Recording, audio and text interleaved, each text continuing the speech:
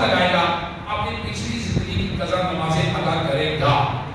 اگر روزے باقی ہیں روزے ادا کرے گا، حج باقی ہے حج ادا کرے گا، اگر اس کے ذمے زکات باقی ہے زکات ادا کرے گا، کسی کا قرضہ دینا ہے وہ قرض ادا کرے گا، کسی ماں باپ کی دل آزاری کی، اب یہ ماں باپ سے بھی معافی، اللہ سے معافی تو مانگنی ہے، ماں باپ سے بھی معافی مانگے گا. کیوں؟ اس لیے کہ ماں باپ کی اطاعت کرنے کا حکم کس نے دیا؟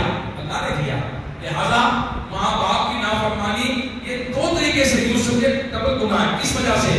ایک تو اللہ کی نافرمانی کا گناہ ملے گا اور دوسرا ماں باپ کا دل دکھانے کا گناہ ملے گا. اب اس کو دگنا گناہ ملے. میرے میٹھے میٹھے اسلام میں لہٰذا اس معاملے میں بھی اویئرنیس ہونی چاہیے. کسی رشتہ دار کا دل نہ دکھائے، کسی ہمسائے کو نہ ستائے، کسی مسلمان پر آنکھیں نہ نکالے، کسی کی دل آزاری نہ کرے، کسی کو ڈانٹے نہیں، کسی کو جھڑکے نہیں، آج کسی کو دھوکہ نہ دے، کسی کو فراڈ نہ کرے. اور توبہ توبہ توبہ توبہ، لوگ آج کل مسلمانوں کو لوٹتے ہیں، مسلمانوں کو لوٹتے ہیں، اپنے بھائیوں کو لوٹتے ہیں، رمضان میں لوٹتے ہیں. توبہ توبہ توبہ توبہ استغفر اللہ من ذالک. میرے میٹھے میٹھے اسلامی بھائیوں، مسلمان کی خصلت کیا ہے؟ اللہ اکبر اللہ اکبر.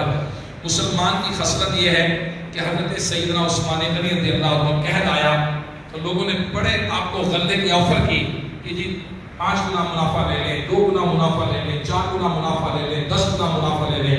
آپ نے فرمایا نہیں، میں اس سے زیادہ مجھے منافع مل رہا ہے، اس سے بھی زیادہ مل رہا ہے. اس سے لوگ کہتے ہیں اس سے بھی زیادہ منافع کیوں دے گا؟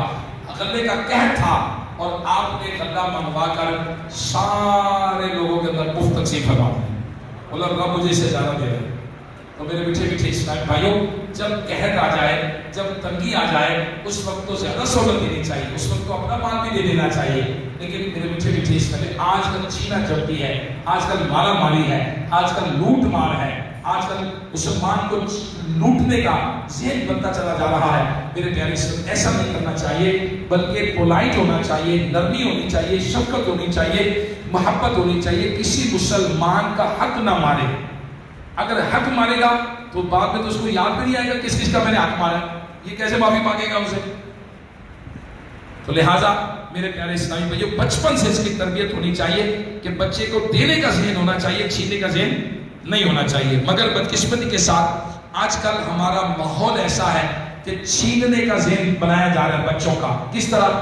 آپ بچوں کی گیمز دیکھیں، بچوں کے کارٹون دیکھیں، وہ چھین کے بھاگتے ہیں. بچوں کی گیمز دیکھیں، اس کو مکہ مارا، اس کی گاڑی چھین لی، اس کو ٹانگ ماری، اس کی موٹر سائیکل چھین لی، چھین کے بھاگ گئے. اب یہ بچپن سے ہی تربیت بچوں کو دی جا رہی ہے کہ بچے اس کام کو بڑے ہو کر بھی چھینا جھپٹی کریں. میرے میٹھے میٹھے اسلامی بھائیوں، اسلام کیا کہتا ہے؟ اپنے حصے کا مال بھی دوسروں کو دے دیں. لہذا جب کسی کا قرض لیا تو اس کو واپس کرنا پڑے گا. اور ظلم ہے، مثال ہے کسی کے ساتھ مارا، گالی دی، غیبت کی، تو اس سے معافی مانگے اور اللہ سے بھی معافی مانگے. اور تیسری صورت یہ ہے کہ قرض بھی ہے اور ظلم بھی ہے، مال چرایا، چھینا، رشوت لی، جوئے میں مال جیتا. اس صورت میں طریقہ یہ ہے کہ وہ معافی بھی مانگے اللہ سے، صاحب حق سے بھی معافی مانگے اور پھر مال بھی واپس کرے. کیونکہ رشوت جو ہے اگر کسی سے لی تو یہ مال غصب میں آئے گی، یہ کبھی بھی اس کا مالک نہیں بنے گا، اس کو واپس کرنی پڑے گی. رشوت کا مال کبھی بھی اپنا نہیں بنتا. شرعی حکم یہی ہے، غصب کا مال رہے گا، یہ غاصب رہے گا، یہ واپس کرنا پڑے گا. نمبر 1، جب بھی یہ رشوت لینے والا توبہ کرے گا، یہ اللہ سے معافی مانگے گا، اس بندے سے معافی مانگے گا جس سے رشوت لی. اور نمبر 3، یہ پیسے بھی واپس کرے گا جب اس کی توبہ ہے. یہ نہیں کہتا کہ بھائی میں نے آپ سے 1000 روپے رشوت دی تھی، مجھے معاف کر دینا. یہ نہیں ہوگا. یا اللہ تو مجھے معاف کر دے، بھائی میں نے آپ سے پیسے لیے، مجھے معاف کر دینا، میرا ناجائز وہ میرا حق نہیں بنتا تھا، یہ 1000 روپیہ واپس لے. یہ ہے توبہ. معافی کے ساتھ تلافی.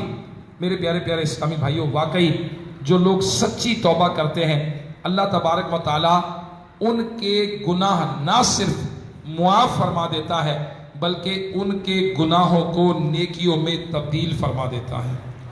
لہٰذا میرے پیارے پیارے اسلامی، آج اعتکاف کے ماحول میں ہمیں اللہ تبارک و تعالیٰ نے یہ سعادت دی ہے کہ ہم آج اللہ کی بارگاہ میں سچی توبہ کر سکتے ہیں. ہم اللہ کا اپنی دل میں دیکھیں، ہمیں توبہ کرنے کے لیے کچھ کرنا نہیں پڑے گا. توبہ کرنے کے لیے کہیں جانا نہیں پڑے گا، ہمیں توبہ کرنے کے لیے کچھ بھی نہیں کرنا پڑے گا، دل ہی دل